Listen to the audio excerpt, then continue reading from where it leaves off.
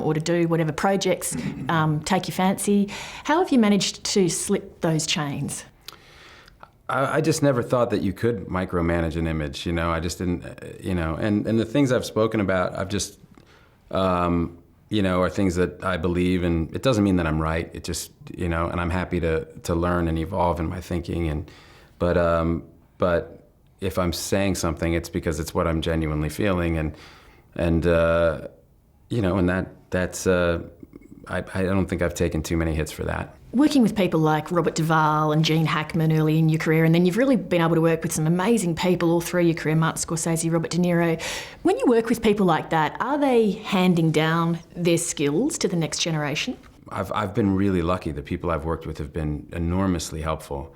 You know, and Tom Hanks said something to me when we were doing Saving Private Ryan that always stuck with me, which was, I was asking him about a movie he did with Jackie Gleason, and I said, what was it like to work with Jackie Gleason? And he thought about it for a second. He said, you know, I made a decision to not be nervous.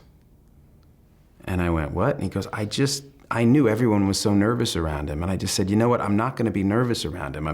And once he realized I was treating him like, you know, a fellow human being, we really had this great working relationship. And it was really good advice, you know. And so you try to do that yourself? I was trying to do it with Tom Hanks at the time, you know, it's you don't get anywhere being, you know, genuflecting to, you know, somebody. How do you do that though with someone, say like Jack Nicholson, who's such a massive, massive legend? How do you not have some sort of mystique around Jack Nicholson? Those guys are really good at demystifying themselves really quickly. Like I remember I was rehearsing with Jack in his hotel room, and it was me and Jack and Marty went to the bathroom. And Jack went over to grab a cup of coffee or something from it, and he turned around, he said, you know, I never would have made it this long if I wasn't a great fucking writer. And I remember thinking like, of course you're a great writer. Of course you're, like, how do you have a 40-year career, even if you're not credited, but like, how do you, you know, unless you have an eye for material, which means like making small adjustments here and there, like of course you can write. And then I had this great thing with him where I watched him, you know, work on that role and hone it, and he just cut through all of the mystique and just kind of got down. It's like lifting the hood of the car up and going like, you know what I mean? It just, in one line, he just cut through it all for me. I gotta find the guy you got in the department. With everybody looking up their own ass and you looking for yourself, I put my money on nobody finds nothing. I know, but Frank, look, for me, you gotta lay low. Right now. When the film Good Will Hunting came out, it wasn't overnight success because you had been working, but it was a huge degree of success that came on very suddenly. What was that like to deal with as a young guy? It was odd. I mean, even looking back on it, I mean, I think what it is that that kind of fame, the fame was instant. Like the success wasn't instant because I'd been in the union for 10 years, 11 years by the time that movie came out.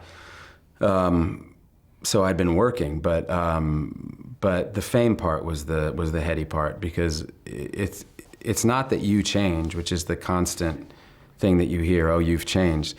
It's that you wake up one morning and you know intellectually that nothing is different in the world. The big things are all the same, right? There's still a kid dying every, 15 seconds at that time, All that stuff is all the same, but it's just the world's relation to you is completely different. And that's a very strange thing, because your world is completely different, but the world is exactly the same. And so that takes a little getting used to.